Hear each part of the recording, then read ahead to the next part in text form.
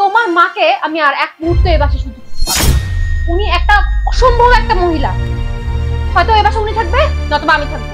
আর তুমি ডিসাইড করো তুমি কাকে রাখবা। তুমি যদি এই বাসা থাকে আমি তোমার সাথে এক মুহূর্ত সংসার। বাবা ঠিক আছে, আমার যদি তোমার সমস্যা না হয় আমি এবার থেকে চলে যাই।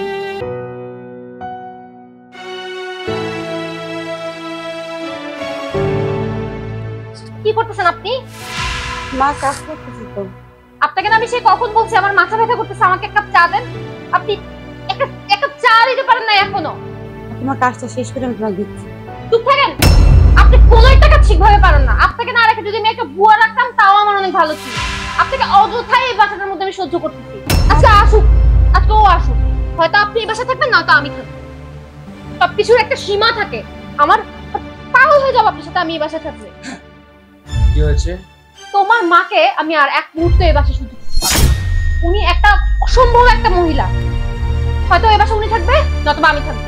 আর তুমি ডিসাইড করো তুমি কাকে রাখবা। তুমি যদি এই বাসা থাকে আমি তোমার সাথে এক মুহূর্ত সংসার।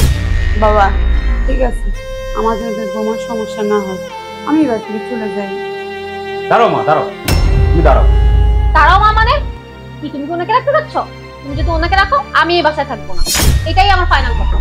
আমার মা যদি এ বাড়িতে না থাকে তাহলে আমিও থাকবো না, আমিও চলে যাবো। তুমি কি বলছো এগুলা? তুমি চলে যাবা মানে? তোমার সাথে আমার সম্পর্ক কি এরকম? তুমি আমাকে ছাড়া কিভাবে থাকতে পারবা? তুমি না আমার হাজবেন্ড। হ্যাঁ, আমি তোমাকে ছাড়া থাকতে পারবো। তোমার সাথে আমার সম্পর্ক কয় বছর? মাত্র 3 বছর। আর আমার মায়ের সাথে হলো 30 বছর। 30 বছরের সম্পর্ক আমি কিভাবে ভুলে যাব? তুমি বলো। যে মা আমাকে 10 মাস 10 দিন গর্ভে ধারণ করেছে সে মাকে বলছো আমি ভুলে যেতে। বাহ, চমৎকার। শুনো, যাকে তুমি পুতুলের মতো নাচাবে, পুতুলের মতো খেলাবে, সেই ছেলে আমি নয়। যদি তুমি এরকম কোনো ছেলে পাও তাকে নিয়ে তুমি সংসার করো। No problem. তোমার সাথে আর আমার কথা বাড়িয়ে লাভ নেই। মা তুমি চলো।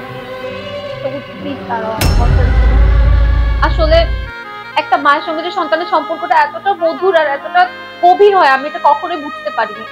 আমি ছোটবেলা থেকে কখনোই আমার মাকে দেখিনি। সবসময় বাবা আমাকে বড় করেছে, বাবার সাথে থেকেছি। তোমার আর তোমার মায়ের এই সম্পর্ক দেখে আমি বুঝতে পারছি যে মায়ের সাথে সন্তানের সম্পর্কটা কি।